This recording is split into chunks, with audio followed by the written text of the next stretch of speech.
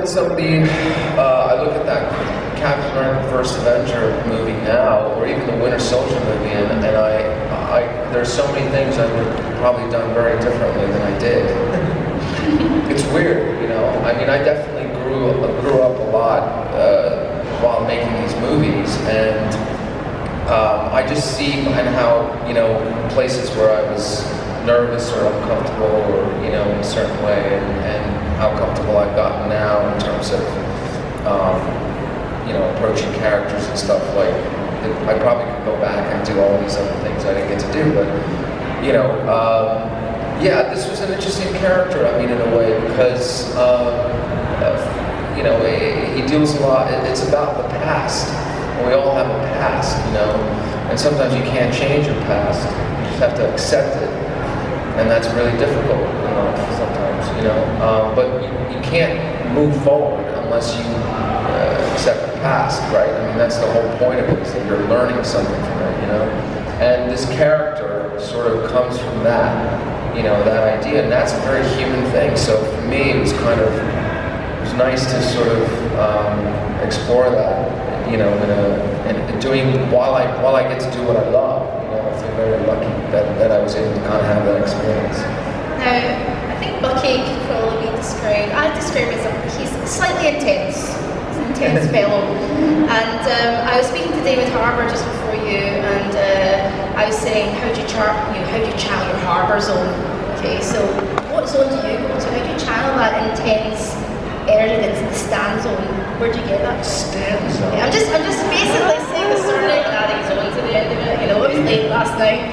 So how do you channel that intense energy? Where does it come from? I don't know. You know, I am a restless individual, and so I will always. I really don't. I don't know. You don't. You just. This was. You know, there were times when this character, as you know, didn't have a lot to say and things like that, and sometimes I like that better because you get to sort of use other ways to kind of communicate things, which is sometimes you know, we do in life.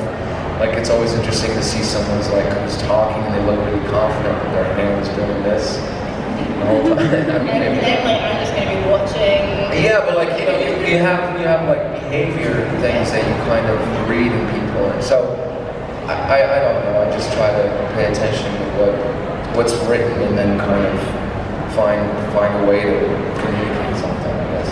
So in the new Disney Plus series, I read, it might have been a flippant remark, but I just read something online about you'd like to maybe see Bucky do some normal stuff, maybe like, because we haven't seen him do anything normal like dating and things like that. So I wanted to ask you, Dating? Right. What would a date with Bucky Barnes be like? I imagine it would be quite quiet. I bet I'd be chatting like mad, but this guy's just so bloody quiet. So, well, going on a date with Bucky Barnes would have been like meeting me in high school. That's what it would be like. You know, he probably referenced things like really excited that he knew something. You know, like, hey, have you seen this movie? It's you know, you know, like he'd reference some movie from the '80s, like, you know, and everybody would be like, that movie's been around for 40 years.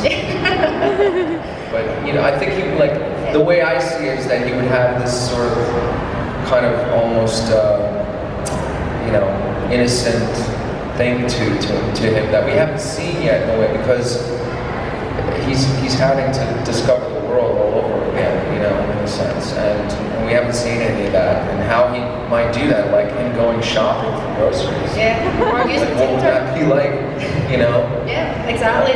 Using them apps. Don't touch that with metal arms. But it could be funny too. Like, there's all these things that we haven't seen yet. So. Cool. And I've got a fan question.